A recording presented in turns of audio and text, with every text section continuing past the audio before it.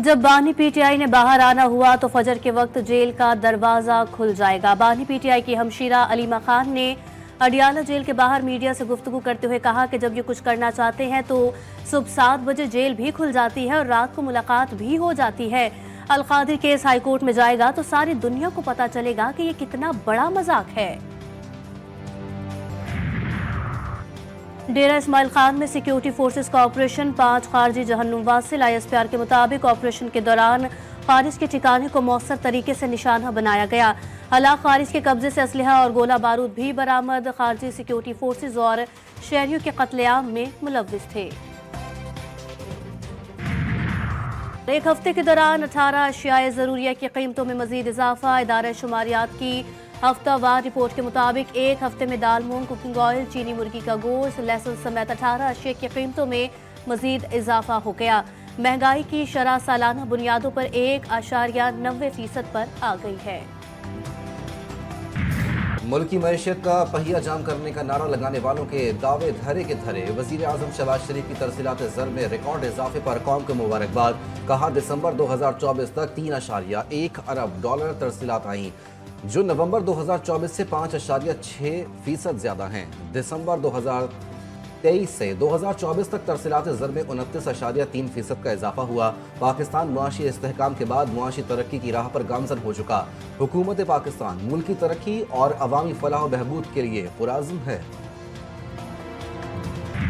Overseas पाकिस्तानियों के लिए आज से 4-4.5 साल पहले जो है एक असेंबली के फ्लोर पे उस वक़्त के मिनिस्टर एविएशन के बयान से इतनी बड़ी तबाही आई। एक बहुत बड़ी ट्रेजेडी है कि इस किस्म के गलत फैसलों की कोई अकाउंटेबिलिटी नहीं। PIA की यूरोप के लिए परवाज़ें बहाल। 4.5 साल बाद पेरिस के लिए पहली परवाज़ रवाना। इस्लामाबाद एयरपोर्ट पर इफ्तिताही तकरीब। वज़ीर एविएशन ने कौमी एयरलाइन को रवाना किया। ख्वाजा आसिफ का कहना था कि आज पाकिस्तान के लिए तारीख़ी दिन। गुज़िश्ता दौरे हुकूमत के एक वफाकी वज़ीर के बयान से ओवरसीज़ पाकिस्तानियों की मुश्किलात बढ़ी। अल्लाह का शुक्र है कि दोबारा आलमी सतह पर फ्लाइट ऑपरेशन शुरू कर दिया। वज़ीर आज़म की अवाम को मुबारकबाद। शहबाज शरीफ ने कहा कि परवाज़ों की बहाली से ओवरसीज़ पाकिस्तानियों को सहूलत होगी। बंदिश से PIA को अरबों का नुकसान और इदारे की साख मुतासिर हुई। आर्मी एक्ट का इतलाक सिर्फ फौज पर है। फौजी अफसरान को बुनियादी हुकूक और इंसाफ मिलते हैं या नहीं, हम सबको मद्देनजर रखेंगे।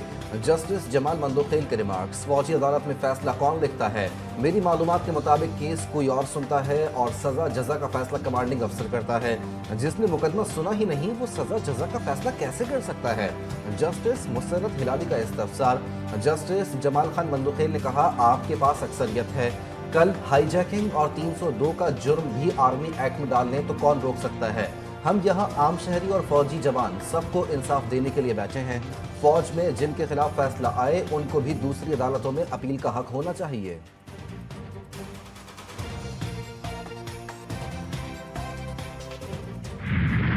अगर जंगी या फौजी तैयारी को हाईजैक किया जाए तो फिर ट्रायल कहाँ चलेगा? जस्टिस मुसर्रत हिलाली का सवाल। मजीद कहा कि एक आर्मी चीफ के तैयारी को एयरपोर्ट की लाइट्स बुझाकर कहा गया कि मुल्क छोड़ दो। इस वाक़े में तमाम मुसाफिरों को खतरे में डाला गया।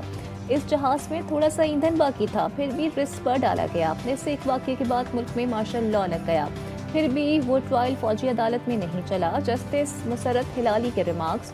वकील ख्वाजा हारिस ने जवाब दिया कि हाईजैक आर्मी एक्ट में दर्ज जुर्म नहीं। जो बंदा जहाज में मौजूद नहीं था वो हाईजैक कैसे कर सकता था? इसीलिए वो ट्रायल फौजी अदालत में नहीं चल सकता था। सुप्रीम कोर्ट में फौजी अदालतों के केस की समाअत मुलतवी।